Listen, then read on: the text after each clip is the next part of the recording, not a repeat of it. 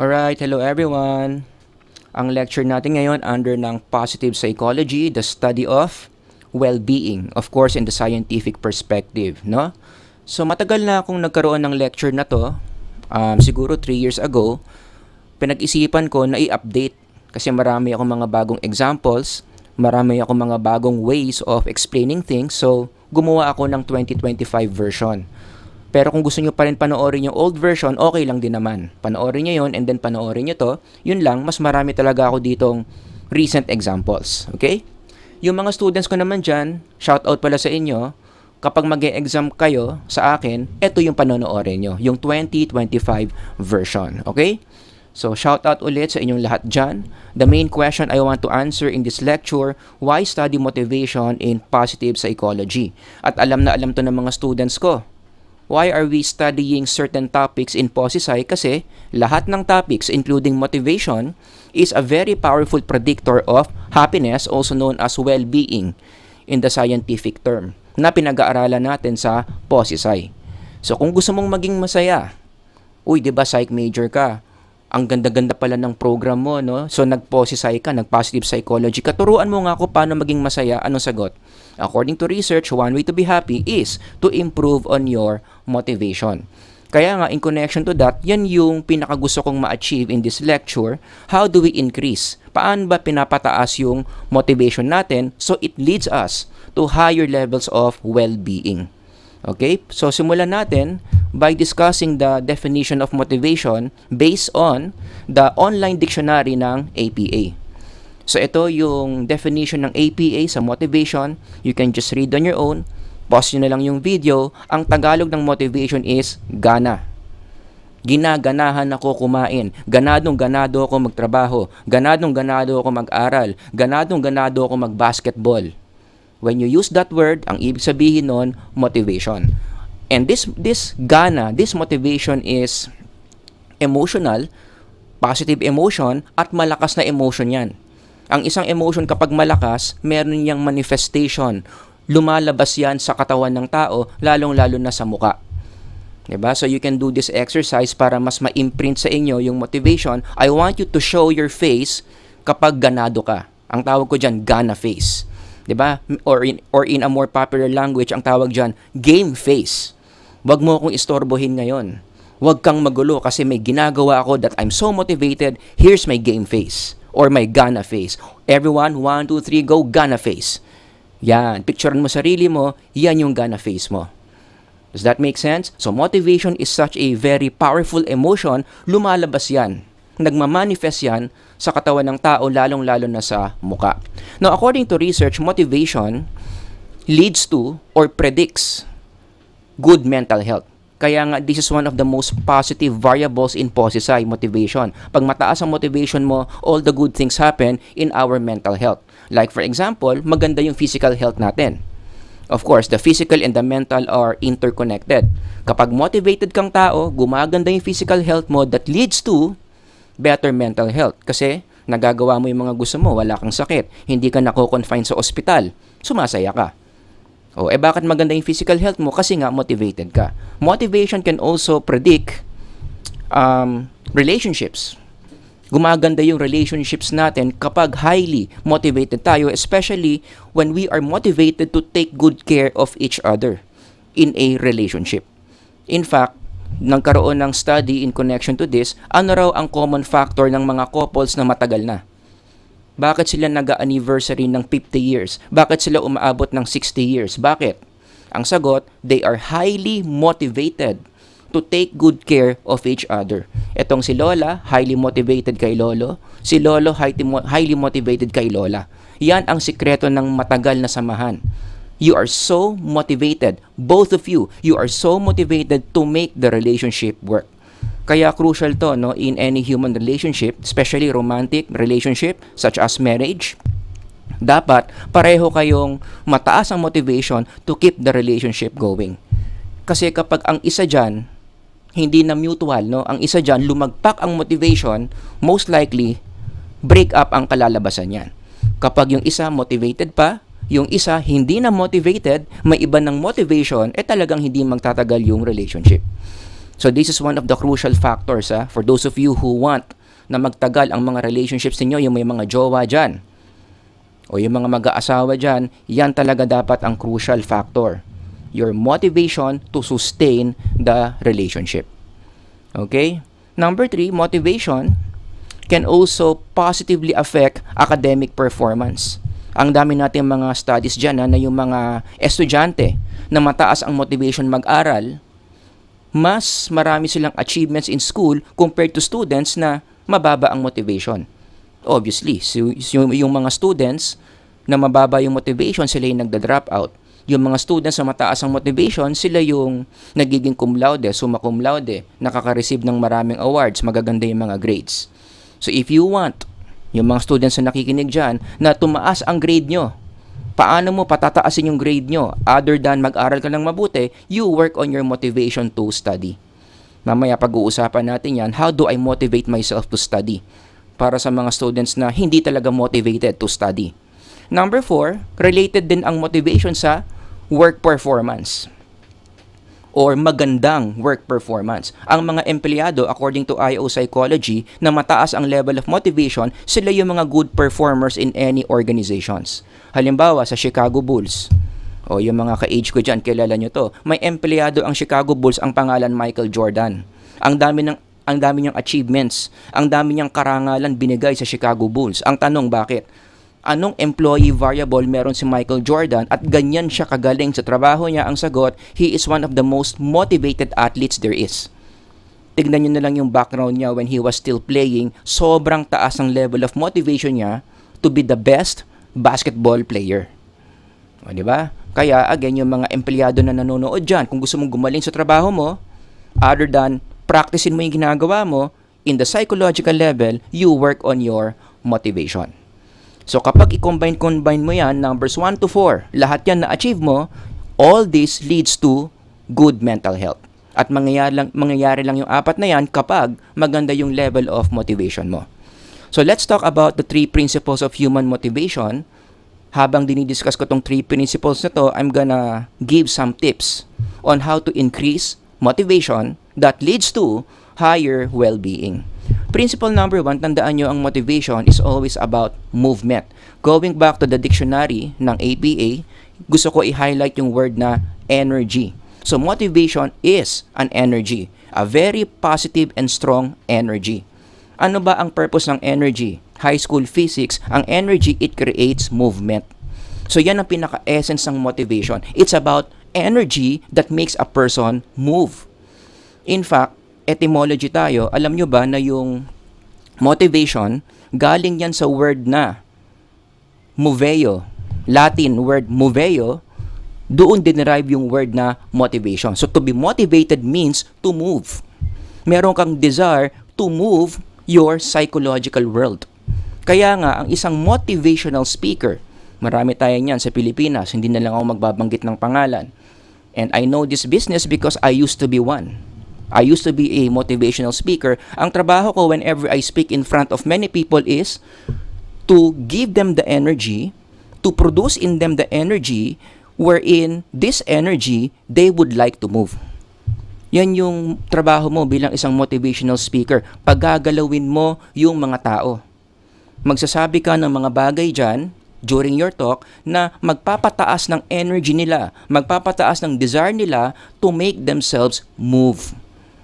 Kaya minsan yung mga quotable quotes sa mga motivational speakers, exagge. Napansin niyo yon? Masarap pakinggan, exaggeration, pero kung iisipin mo, imposible naman yung sinasabi nila. Hindi naman lahat. Meron din namang mga statements yung motivational speaker na okay naman, doable, pero meron ding mga imposible.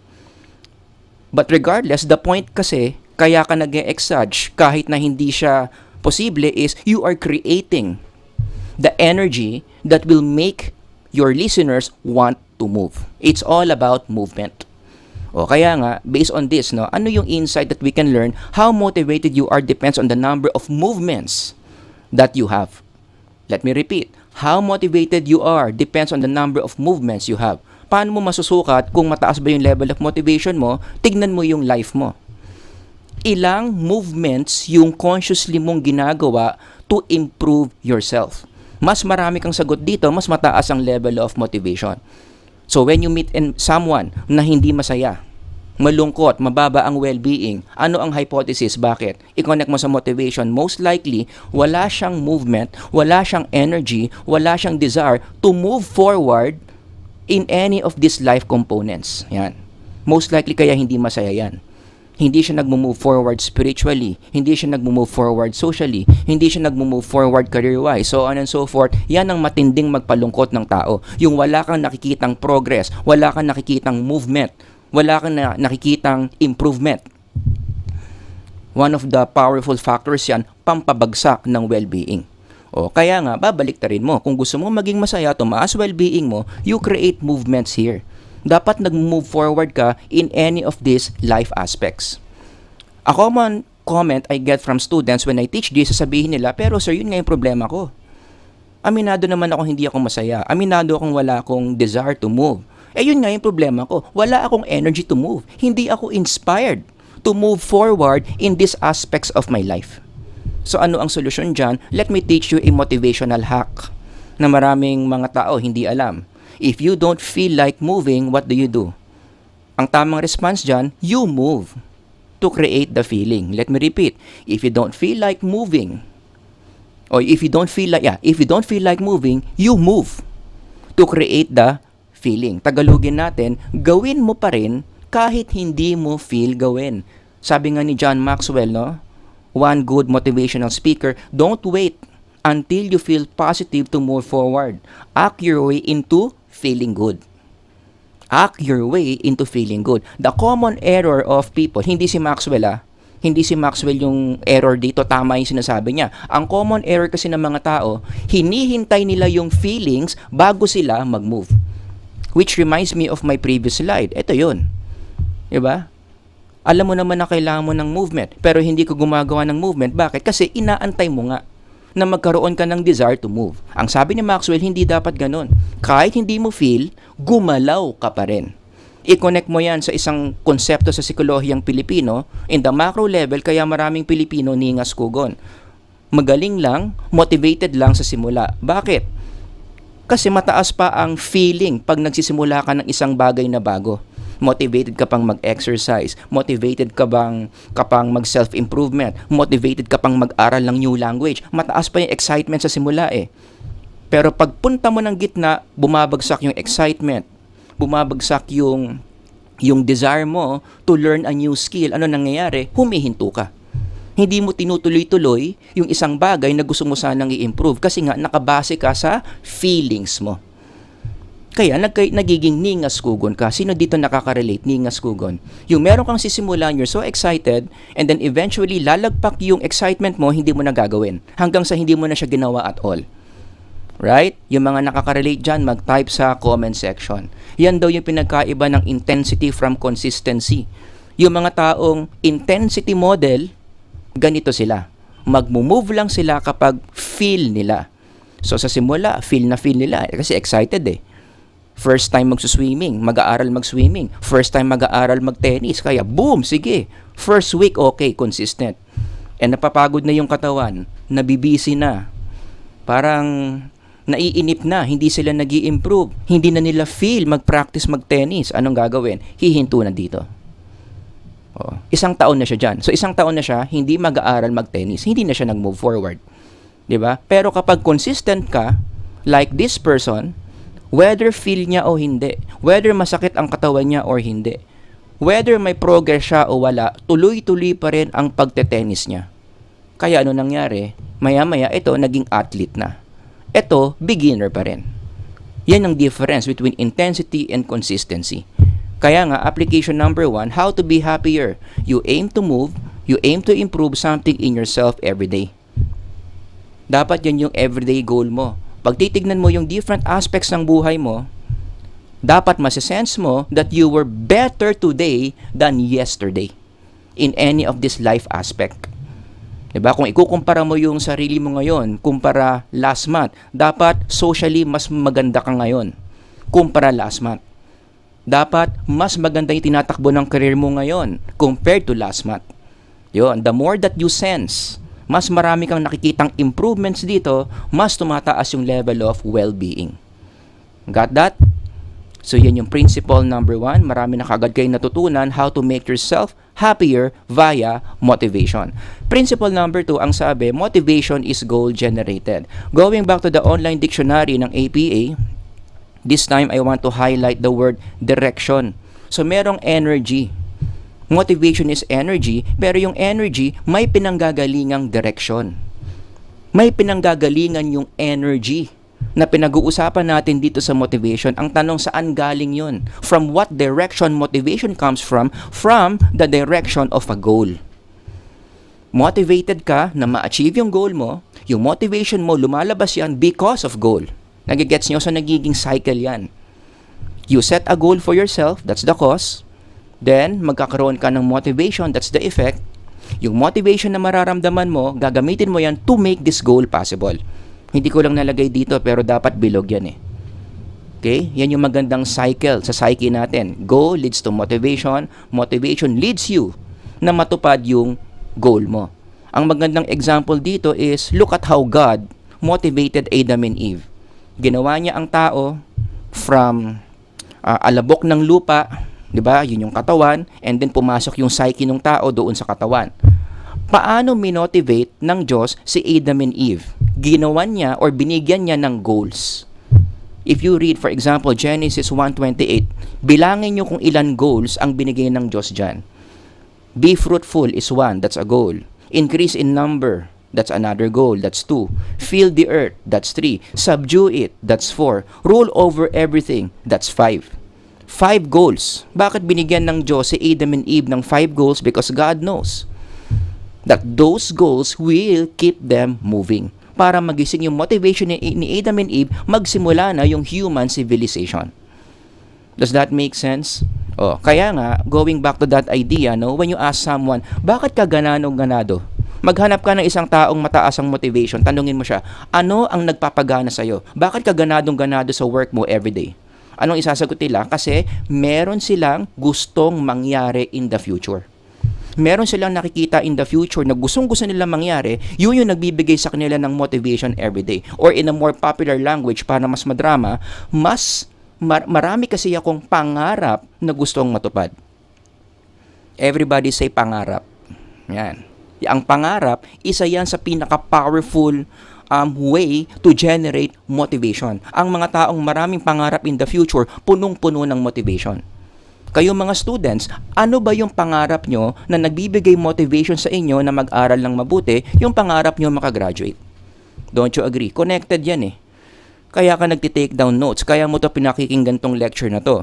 Kaya gusto mo pasado lahat ng exams mo. Kaya ayaw mong nagpapasa ka ng late na assignments. Kasi, anong nagpapagalaw sa'yo? To achieve all those things para mangyari itong goal mo that one day, gagraduate ka from your university, and you will make your parents so proud of you.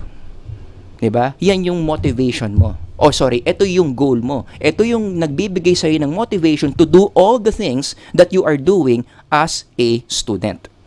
Labas tayo sa eskwelahan, punta tayo sa ibang bansa. Anong nagpapamotivate sa mga OFWs?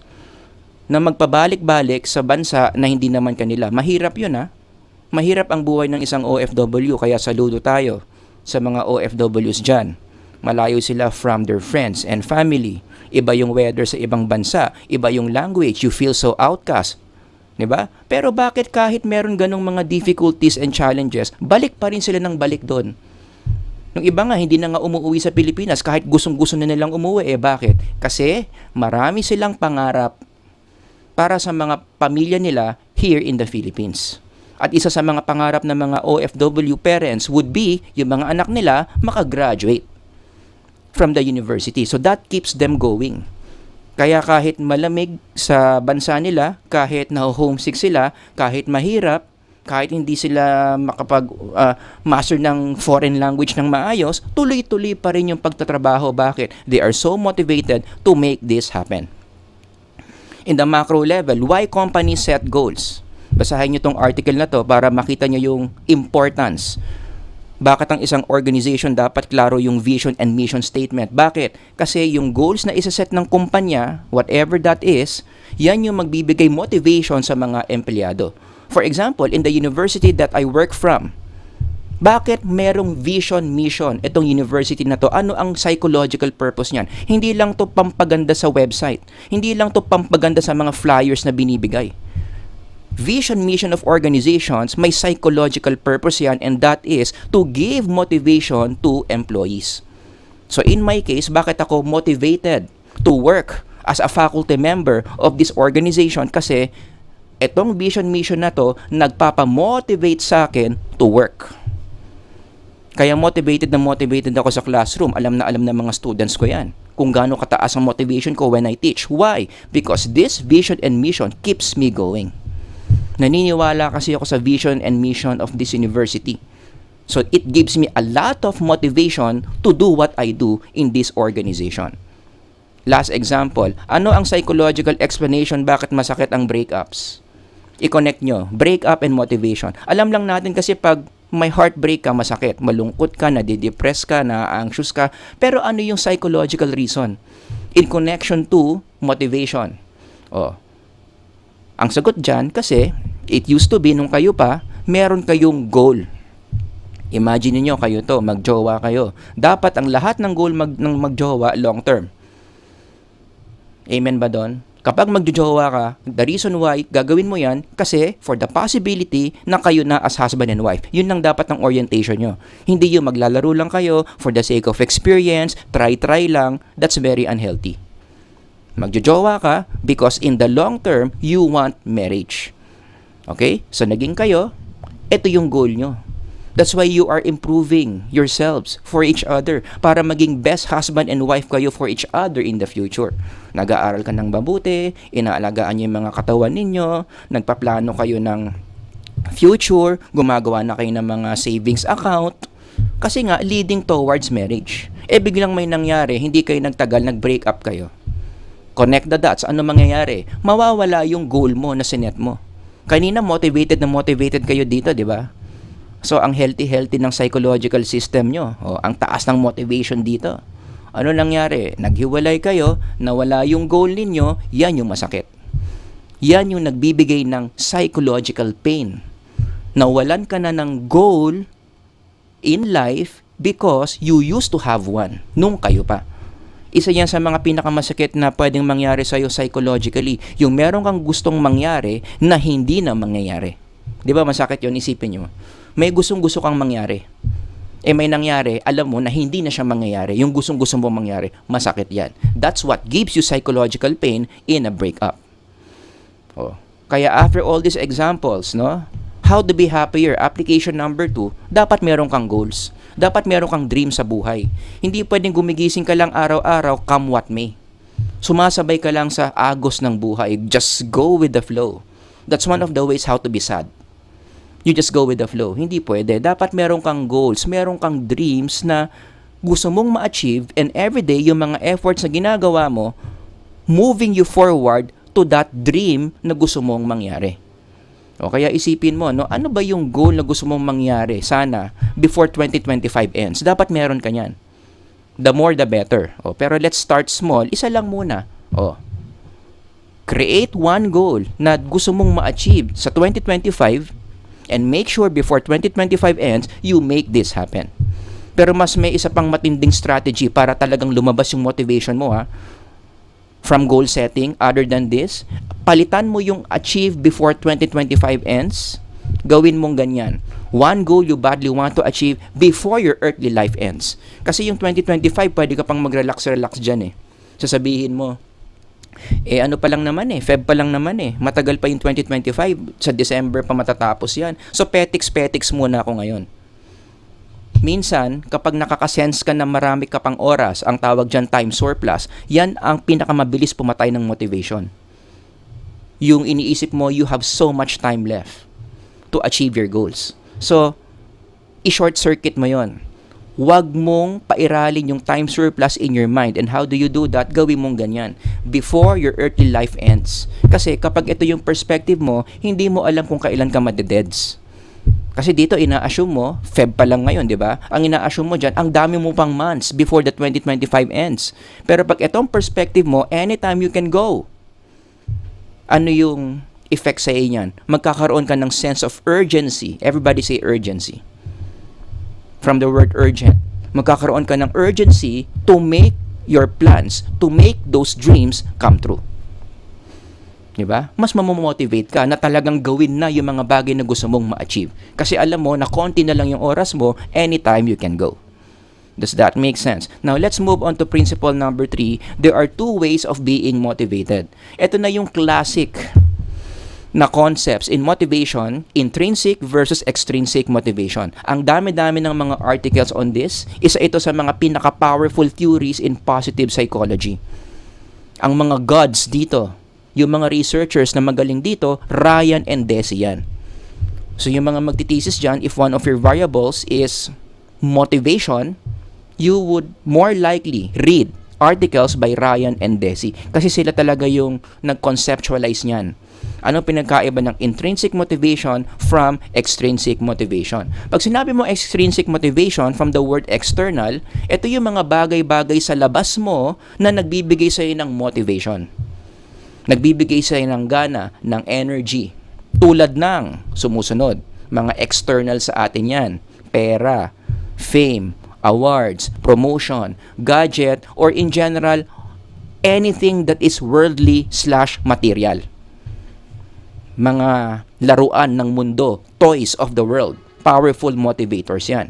Siyempre, nangunguna dyan yung pera. For those of you who are watching Squid Games, that's a very good example.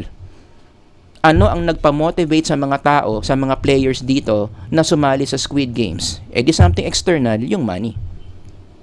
Diba? Lahat sila na sumali sa Squid Games, gusto nilang makuha yung jackpot na yan. So all of them in Squid Games are externally motivated. Yung intrinsic motivation naman, kabaliktaran ng labas, loob. Yung motivation mo is coming from within, the internal, such as love for doing something, responsibility, meron kang mission, meron kang calling, you have desire to help, you want to improve yourself, you have sense of loyalty, or in general, mga bagay na non-material. Siyempre, ang pinaka-powerful dyan sa listahan would be love. Love is a very powerful motivation.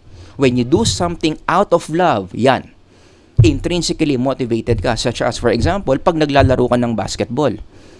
Ang mga athletes, iba-iba yan. May mga athletes na naglalaro ng basketball, extrinsic reasons. Meron din naman intrinsic reasons, such as Michael Jordan. Basahin nyo na lang yung quotable quote niya. Mapapansin nyo, talagang obvious na obvious, bakit si Michael Jordan motivated maglaro ng basketball? Ang sagot, because he is so internally motivated, intrinsically motivated to do all this.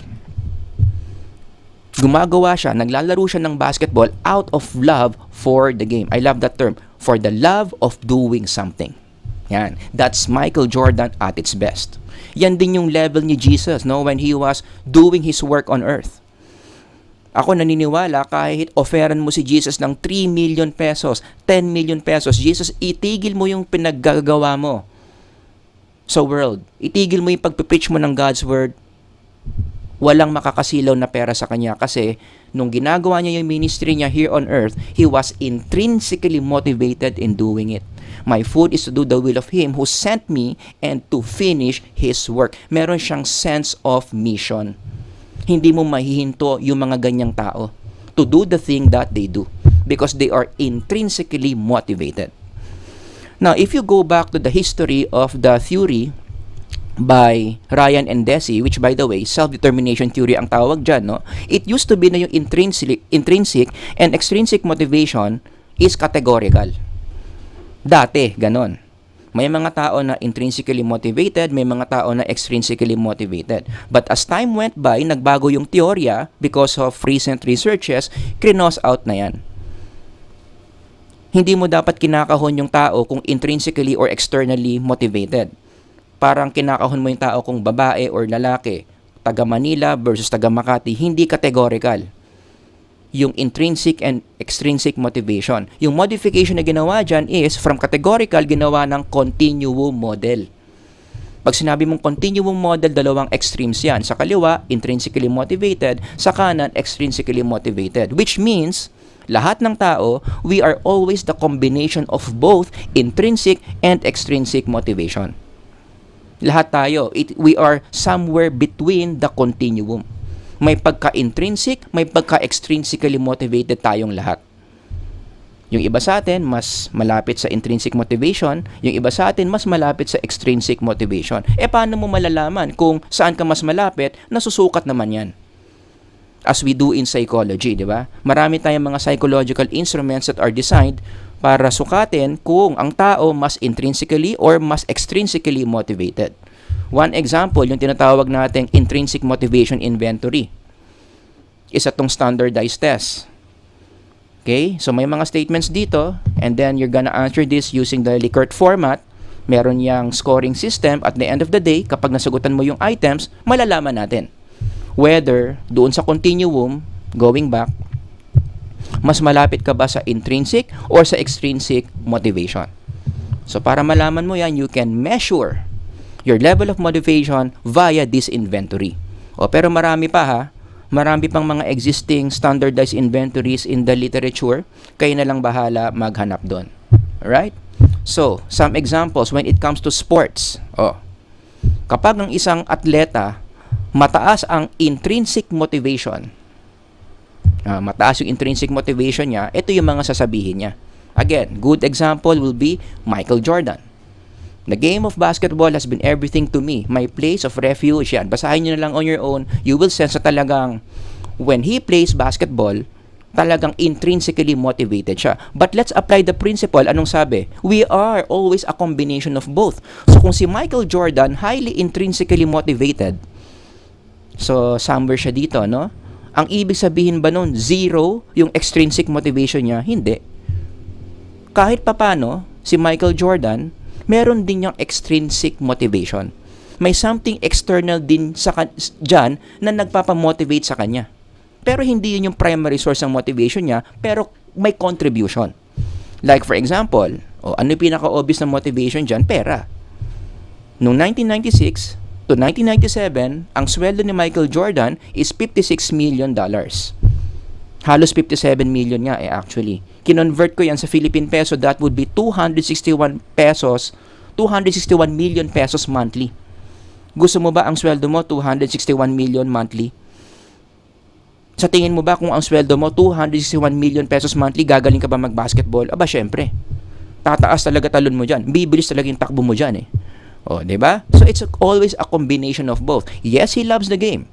But at the same time, yung secondary source ng motivation niya is the external rewards that he is getting, such as his big salary.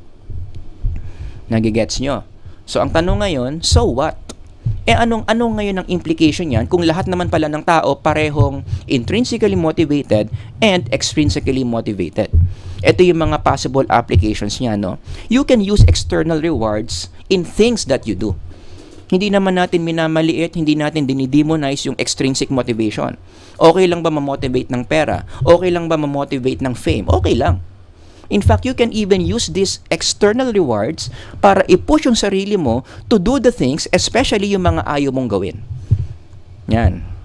Psychological hack yan that I'm teaching right now. Imagine mo yung mga bagay na tamad kang gawin. Ayaw na ayaw mong gawin. And then you wonder, how can I push myself na gawin tong mga bagay na to? Kasi karamihan ng mga bagay na ayaw natin gawin, would you agree? Kailangan natin gawin. Kasi requirement, kasi sabi ng parents, wala tayong choice. Kailangan natin gawin. Diba? Pag-aaral. Diba? Or pagpasa ng isang board exam. Hindi ka naman interesado mag-board exam. Pero sabi ng parents mo, mag-board exam ka para marami kang pwedeng gawin. So gagawin mo na lang.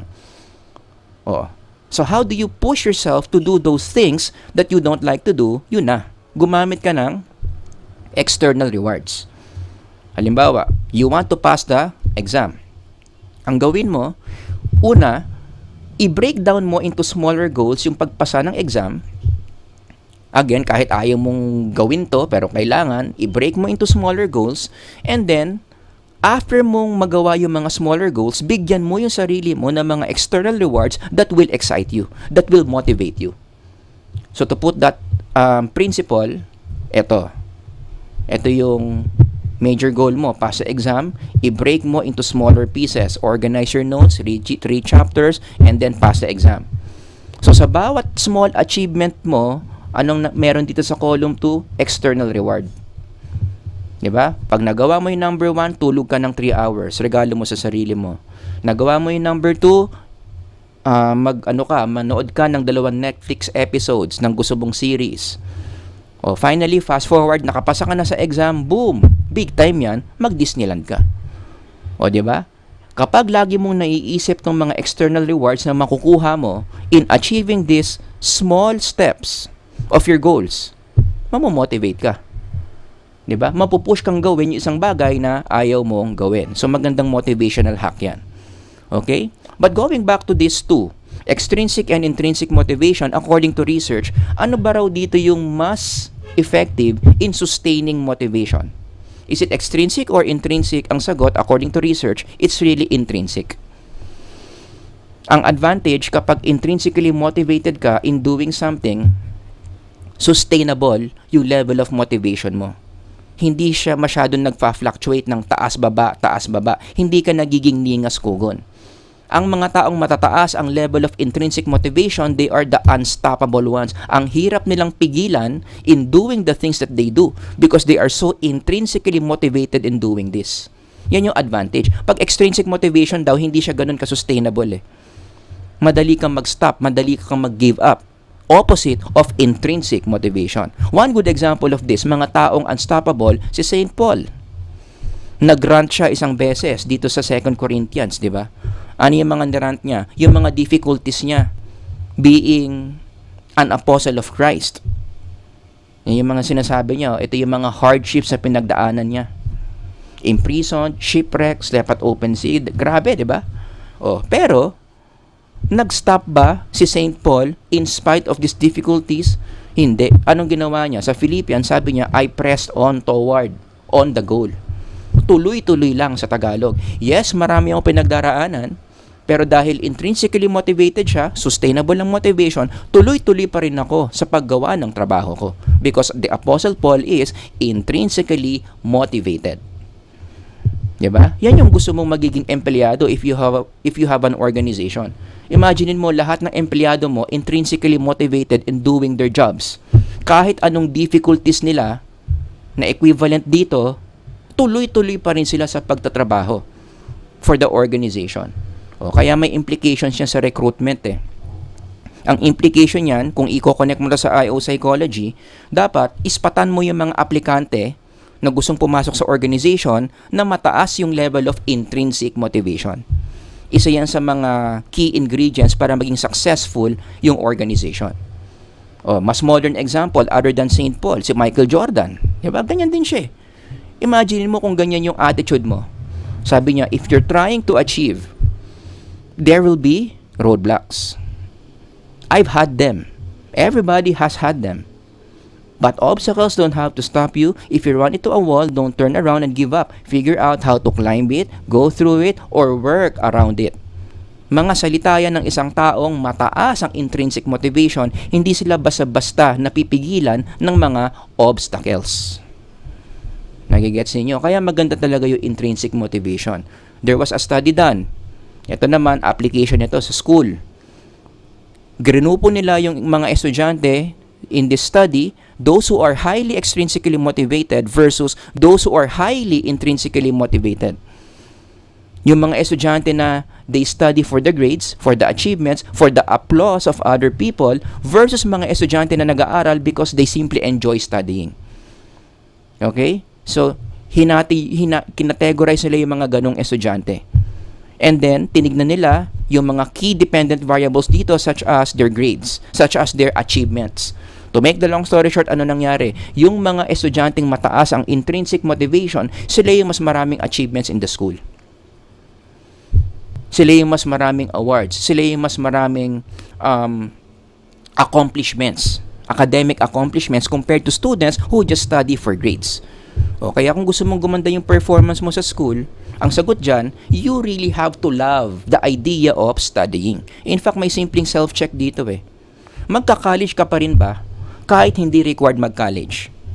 If your answer is yes, most likely intrinsically motivated kang mag-aral. If your answer is no, wala, nandito lang ako kasi napipilitan lang talaga ako, most likely extrinsically motivated ka mag-aral. And again, the point of the study is to show na may pagkakaiba yung mga behavioral patterns sa mga estudyante, depende kung extrinsically or intrinsically motivated silang mag-aral. Kaya dapat inaaral din to ng mga teachers in universities to further understand student behaviors. Bakit may mga estudyante tamad? May mga estudyante highly masipag? Ang sagot, it's a motivational issue. Some students are extrinsically motivated, some students are highly intrinsically motivated. Kaya nga, application number 4, how to be happier, do more things that intrinsically motivate you. The previous application focused on extrinsic motivation. This time, intrinsic motivation. Gawin mo yung mga bagay that intrinsically motivates you. And there are 2 ways that I'm gonna teach. And I'm going to close here. Paano ba magawa yung mga bagay in an intrinsic way? Number 1 talaga, hanapin mo yung mga bagay that you are willing to do for free. This is a simple exercise. Ano yung isang behavior, isang task na kahit hindi ka bayaran, kahit wala kang reward na makukuha, gagawin mo pa rin kasi masaya kang ginagawa yon. Whatever you identify under number 1 and you want to be happier, what do? You keep on doing it. Gawin mo lang ng gawin everyday. Basta hindi illegal wala ka nasasaktang ibang tao, okay lang yan. Hanapin mo yung ganyan mo, do it everyday, it will increase your well-being because you are doing things intrinsically. Number 2, do things related to your purpose, mission, or calling. Mahalaga to. Isa sa mga dapat pinaka na-establish sa identity ng tao would be ito. Alam niya yung sense of purpose niya kung bakit siya nasa mundong ibabaw. Ang tawag ni St. Paul dyan, yung upward call mo, dapat alam mo. Kapag alam mo yung upward call mo at yung mga efforts mo everyday, ginagawa mo para sa upward call na yon, yan ang susi. Para tumaas yung level of well-being mo. Kaya lang ang problema, many students today, especially young students, college students, hindi alam ang upward call. Hindi alam ang purpose, mission, and calling. Clueless. Kaya ang behavioral effect nun is they just go with the flow. Gising lang sa umaga, pasok lang, aral lang, ipasa lang natin yung exam, bukas ganun ulit. Where is that attitude coming from? Ignorance of your upward call. That's why you just go with the flow, it affects your well-being. That's why I highly recommend for those of you na hindi nyo pa alam yung upward call nyo, hindi nyo pa makita, you can read this book by Rick Warren. The Purpose-Driven Life, although it's not a psychological book, it's a biblically based book, pero maganda tong book na to kasi meron siyang model or framework na sinusunod to help people identify their purpose. Kaya nga yun ang title niya, Purpose-Driven Life. Tuturuan ka dito kung paano ma-identify yung purpose mo. I-identify yung shape mo. Yan, meron niyang acronym, shape. Spiritual gifts, heart, abilities, personality, experiences. Pag nalaman mo yung shape mo, more or less, malalaman mo yung purpose mo, alam mo na kaagad yung mga tasks na gagawin mo that intrinsically motivates you. This is the picture of a happy life. Ready? 1, 2, 3. Ganito dapat kung gusto mong tumaas ang well-being mo. Alam na alam mo yung calling mo, alam na alam mo yung sense of mission mo, lahat ng tasks na ginagawa mo, moving you towards your mission, as you do it, nag-generate yan ng positive emotions, masayang-masaya ka sa buhay mo. Kaya ka laging nakasmile. Kaya ka punong-puno ng energy in doing that something. Kasi alam mo, yung bagay na yon na ginagawa mo, whether that's teaching, whether that's sports, whether that's music, alam mo na yung ginagawa mo na yon, it's your calling, it's your mission. O di ba ang saya ng ganyang buhay? Yung lahat ng gawin mo everyday nagbibigay sa iyo ng happiness. That's the key. Knowing your purpose.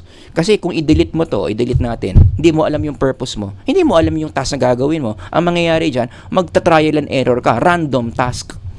Kaya maraming taong ganyan, di ba? Do you agree? They do random tasks, yet they're not happy. Bakit? Yung mga tasks na ginagawa nila randomly, it's not hitting on that one. Kasi nga, hindi nga nila alam. O, delete natin. Hindi kasi nila alam. O, di ba? Ang magandang balita, mayroong paraan para malaman you follow this framework via this book. In summary, ano yung mga insights natin on increasing well-being via motivation? The following. Create movements in your life. Dapat masense mo na araw-araw nag-i-improve ka sa isang aspeto ng buhay mo. Number 2, set goals.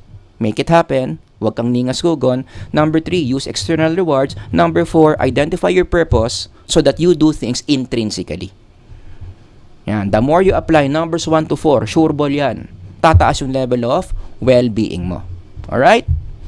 So, yun lang yung maikli nating lecture on Principles of Human Motivation 2025 version. If you have questions, comments, or violent reactions, wala naman sana, ilagay nyo lang dyan sa comment section. Alright? Until the next lecture, Sir Howard here. God bless everyone. Bye-bye.